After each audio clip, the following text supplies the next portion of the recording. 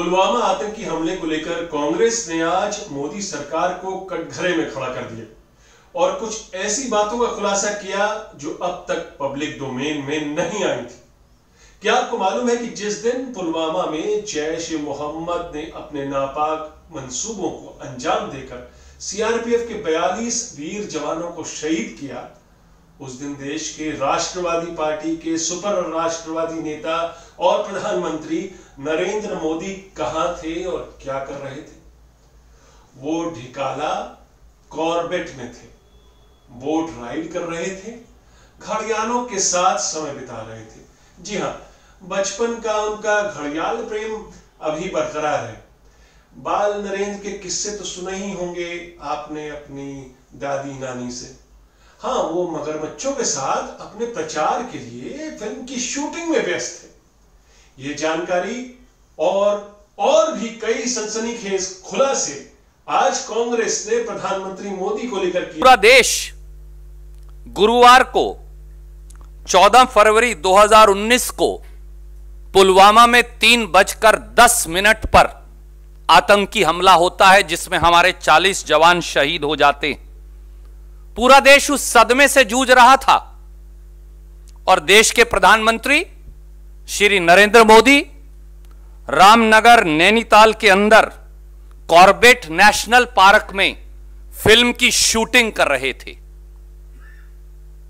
यही नहीं, Modi ji discovery channel के मुखिया वे उनके कैमरा क्रू के साथ खुद के प्रचार प्रसार और घड़ियालों को बोट राइड में निहार रहे थे। उस समय के चित्र जो अब उपलब्ध हैं मैं आपको दिखाना चाहूंगा। जब पूरा देश 3:10 पर पुलवामा में हमारे शहीदों के बम से उड़ाने के सदमे से जूझ रहा था, तो देश के प्रधानमंत्री इस अमानवीय कार्य में लगे थे। अपने प्रचार और प्रसार की फिल्म की शूटिंग वहां पर कर रहे थे। कांग्रेस ने आज मोदी से 10 सवाल किए, वो सवाल जो पुलवामा आतंकी हमले के बाद पूरा देश करना चाहता था मगर खामोश था, क्योंकि आजकल बताया जाता है सवाल पूछना देशद्रोह है। कांग्रेस ने भी पुलवामा हमले पर सरकार से अब तक सवाल नहीं किए। क्यों? क्या उसे भी वोट बैंक का ख्याल था? सवाल तो कांग्रेस पर भी उठने लगे थे कि मुख्य विपक्षी पार्टी होने के नाते वो चुप क्यों है। बहरहाल आज हम अपनी न्यूज़बाजी कांग्रेस के इन्हीं सवालों पर करेंगे और साथ ही विश्लेषण भी करते चलेंगे। कांग्रेस ने बाकायदा एक प्रेस कॉन्फ्रेंस में आज ये खुलासे किए। कांग्रेसी प्रवक्ता रणदीप सुरजेवाला ने सिलसिलेवार तरीके से 14 फरवरी के आतंकी हमले और प्रधानमंत्री के मूवमेंट का खुलासा किया। 14 फरवरी को प्रधानमंत्री कॉर्बेट नेशनल पार्क में थे, डिस्कवरी चैनल के लिए शूट कर रहे थे। वो पश्चिम रामनगर नदी के रास्ते बोट पर होकर कालगढ़ डैम से ढिकाला गए। करीब 30 मिनट की यात्रा के दौरान नदी में मौजूद घड़ियाल को निहारते हुए पीएम की फिल्म भी बनाई गई। यहां तक तो फिर भी ठीक था, लेकिन इस बीच जब प्रधानमंत्री मोदी ढिकाला में होते हैं, उसी बीच 3:10 पर पुलवामा में आतंकी हमला होता है। देश में खबर आग की तरह फैलती है, हाहाकार मचता है। जाहिर है पीएम मोदी को भी यह सूचना जल्द मिल गई होगी, क्योंकि 2 घंटे बाद कांग्रेस का भी बयान आ चुका था। लेकिन इतने बड़े आतंकी हमले पर लगभग 4 घंटे तक पीएम मोदी की खामोशी बहुत कुछ कहती है। पीएम मोदी का पहला रिएक्शन 6:46 पर इस ट्वीट के जरिए आता है, जिसमें वो इस आतंकी हमले की भर्त्सना करते हैं और यह भी कहते हैं कि यह शहादत व्यर्थ नहीं जाएगी। ये 6:46 पर शाम को 3:10 पर पुलवामा की घटना होती है। यही नहीं, कांग्रेस आज मोदी को सवालों के कटघरे में खड़ा कर देती है कि कैसे मोदी और बीजेपी अध्यक्ष अमित शाह आतंकवाद को लेकर उनकी राजनीति, अपनी राजनीति करने से नहीं चूकते। कांग्रेस ने 26/11 मुंबई हमले का जिक्र करते हुए कहा कि कैसे अभी भारतीय कमांडो का ऑपरेशन खत्म भी नहीं हुआ था कि मोदी ने उस स्थान के पास से पत्रकारों से बातचीत कर सरकार पर लानतें भेजी थी, उस समय की मनमोहन सिंह सरकार पर, अगर आपको याद हो। 26 नवंबर। हम देश को याद दिलाना चाहेंगे कि जब मुंबई 26/11 का आतंकी हमला चल रहा था तो उस वक्त श्री नरेंद्र मोदी मुंबई में आतंकी हमले के स्थान के पास सरकार की आलोचना करने वाली एक प्रेस वार्ता का उद्बोधन कर रहे थे। 28/11 और उसका वीडियो आज भी हमारे पास है और 1 मिनट के लिए मैं चाहूंगा कि मेरे साथी वो दिखाएं। मुंबई पर नहीं, पूरे हिंदुस्तान पर है, हिंदुस्तान की सॉवरेनिटी पर है, हिंदुस्तान के स्वाभिमान पर है। कल प्रधानमंत्री जी का राष्ट्र के नाम जो संदेश था, कल मैंने भी मीडिया का माध्यम से अपनी भावनाओं को प्रकट किया था,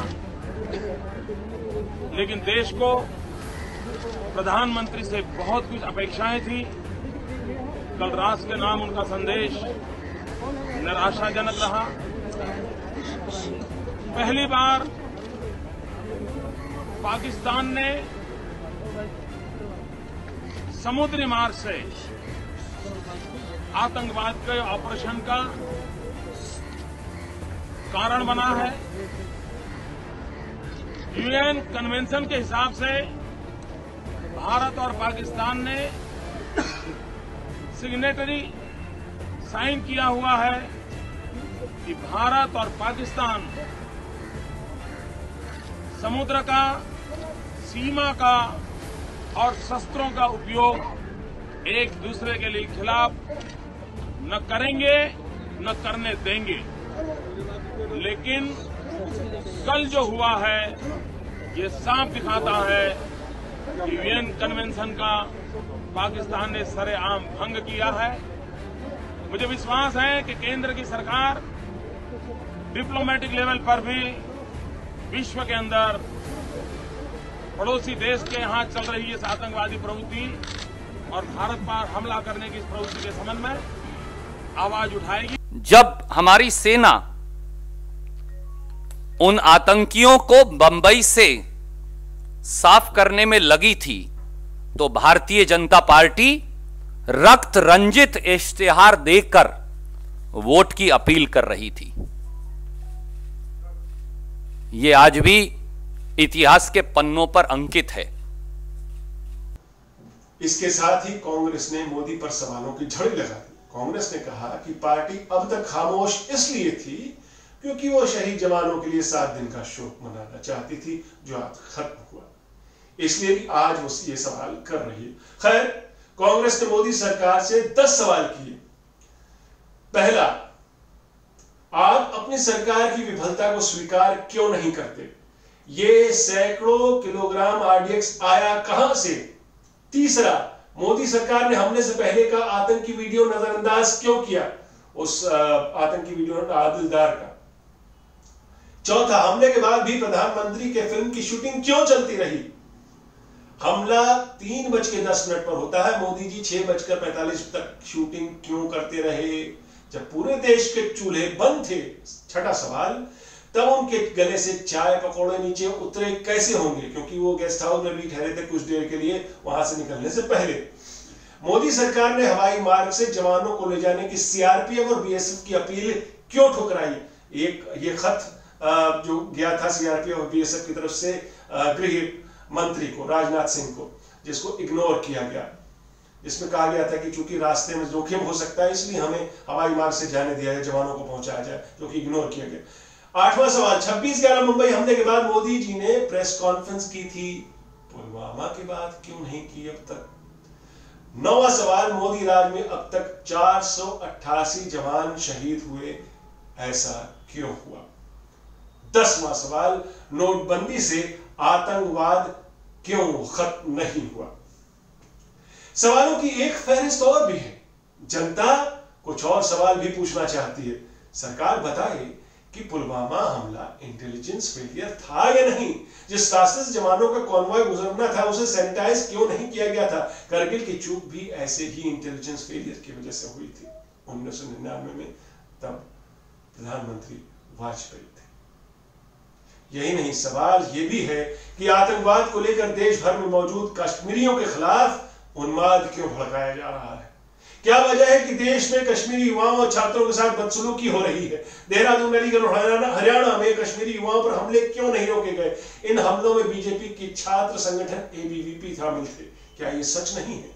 देश के एक राज्य का गवर्नर कश्मीरियों के खिलाफ भड़काऊ बयान दे रहा है, कश्मीरी वस्तुओं को बॉयकॉट करने की वकालत कर रहा है। क्या गवर्नर का तथागत रॉय को संवैधानिक पद की गरिमा का जरा भी ख्याल है। क्यों बोल रहे हैं वो खालिस राजनीतिक भाषा। नेशनल कॉन्फ्रेंस के नेता उमर अब्दुल्ला ने गवर्नर तथागत रॉय का माकूल जवाब दिया कि तथागत जैसे लोग कश्मीर तो चाहते हैं मगर कश्मीरी नहीं।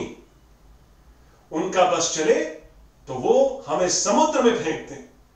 उनको पता होना चाहिए कि एक के साथ दूसरा भी मिलेगा, यानी कश्मीर के साथ कश्मीरी और कश्मीरी के साथ ही कश्मीर।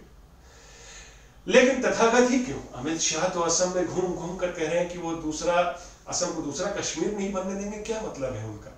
सिटीजन बिल की जमकर वकालत कर रहे हैं जिसमें बांग्लादेश, अफगानिस्तान, पाकिस्तान के हिंदू और दूसरे माइनॉरिटीज को भारत की नागरिकता दिए जाने की बात है, मगर सताए हुए मुसलमानों को नहीं। क्यों। क्योंकि मुसलमान आएंगे तो देश की डेमोक्रेसी बिगड़ेगी, हिंसा होगी। वो होगा जो कश्मीर में होता है। इसलिए असम को कश्मीर नहीं बनने देंगे। लेकिन पुलवामा आतंकी हमले के बावजूद पीएम मोदी ने अपनी राजनीतिक रैलियां नहीं रोकी। हर जगह जाकर पुलवामा पर राष्ट्रवादी बयान दिए। सरकार ने कोई अपनी गतिविधि नहीं रोकी। सरकार के कुछ मंत्री जाते हैं मातम मनाने परिवार वालों के वहां पर, और जूते पहन के जाते, वहां से उनको भगा दिया जाता है। वहां के लोग उन मंत्रियों को भगा देते हैं। यही सतपाल सिंह की बात कर रहा हूं मैं। पाकिस्तान को सबक सिखाने का दम भर रहे हैं हर मीटिंग में जाकर मोदी। लेकिन इतने बड़े हमले के बावजूद मोदी जी ने राष्ट्रीय शोक की जरूरत नहीं समझी, क्योंकि उनको बड़े बड़े मेहमानों की आवभगत करनी थी। पाकिस्तान के सबसे पुराने और घनिष्ठ मित्र सऊदी अरब के प्रिंस से गले मिलना था, उनके साथ हंसी ठटक्का करना था। इन फोटो को देखकर क्या कोई बता पाएगा कि देश में शोक जैसी कोई स्थिति है जिसमें आतंकी हमले में 42 से ज्यादा जवान हमारे मारे गए हैं। इस फोटो में तो प्रधानमंत्री ही ठहाके लगाते दिख रहा है। वो प्रधानमंत्री जो पुलवामा हमले के बाद भी गवर्नमेंट में अपनी फिल्म की शूटिंग में व्यस्त रहता है और 4 घंटे के बाद अपनी पहली प्रतिक्रिया देता है। कांग्रेस ही नहीं, देश की जनता के पास बहुत सवाल है। सवाल यह भी है कि शहीदों के कॉफिन्स के साथ फोटो खिंचवाने वाले केजे एल्फोंस जैसे मंत्री, क्या यही लोग देशभक्त हैं। सवाल पूछने वाले देशभक्त नहीं कि आखिर इन जवानों की मौत हुई क्यों, क्या कारण है। इंटेलिजेंस फेलियर था या नहीं। सरकार इन सवालों से क्यों मुकर रही है। चुनाव ही नहीं, चुनाव के बाद भी मोदी जी और उनकी पार्टी को इन सवालों के जवाब देने होंगे। आज की न्यूज़बाजी इतनी ही। नमस्कार।